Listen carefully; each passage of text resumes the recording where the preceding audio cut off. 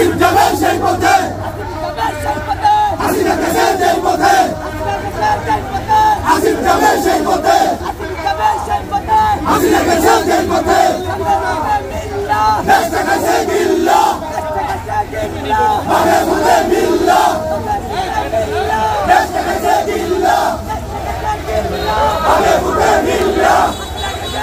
আসিফ মাহমুদ, তুমি সেই রক্তের সাথে বেইমানি করে শান্ত মুরাদনগরকে অশান্ত করে তুলেছ, সেই জবাব পাই দিতে হবে। মনে রাখতে হবে প্রশাসনকে আমাদের ট্যাক্সের দিয়ে তোমাদের বেতন চলে, কামলাদের কথা শুনে তোমরা আমাদের প্রিয় নেতা কর্মীদেরকে মিথ্যা মামলা দিয়ে জেলে পাঠিয়েছ।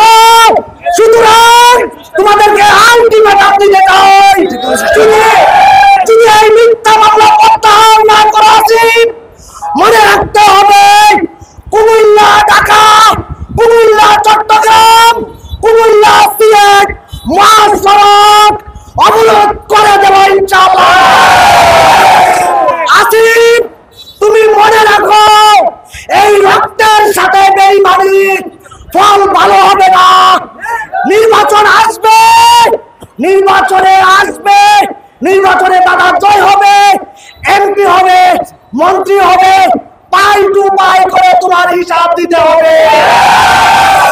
উপদেষ্টা আসিফ মাহমুদ সেই নেতা সরকারি দপ্তর আছেন, উপদেষ্টা মন্ডলীর সদস্য, সেই নেতা দামি গাড়িতে চলে, কিন্তু তার বাবা কিসের সরকারি আছে, কোন দপ্তরের মন্ত্রী উনি সাধারণত একজন স্কুল শিক্ষক। উনি একজন স্কুল শিক্ষক হয়ে কত টাকা বেতন পায় উনি মাসে?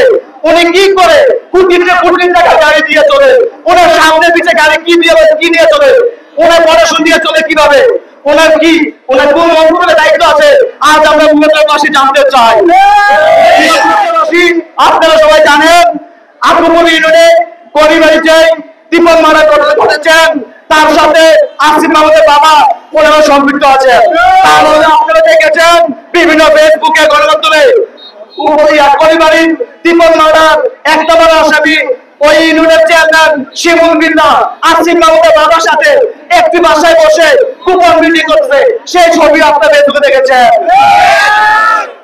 আপনারা জানেন আসিফ মাহমুদের বাবা নেতৃত্বে আসিফ মাহমুদের তত্ত্বাবধানে বিভিন্ন জায়গায় বিভিন্ন জমি দখল এবং হিন্দু সম্প্রদায়ের পুষ্করি দখল এবং বিভিন্ন জায়গায় টেন্ডারবাজি এবং রেজা দিয়ে ওনার বাবা ওনার চাচাতো ব্যস্ত, তার সবকিছু আসিফ মাহমুদের নির্দেশে হচ্ছে।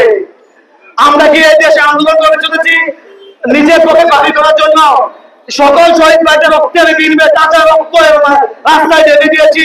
আপনারা ভাববেন রাজত্ব করার জন্য টাকা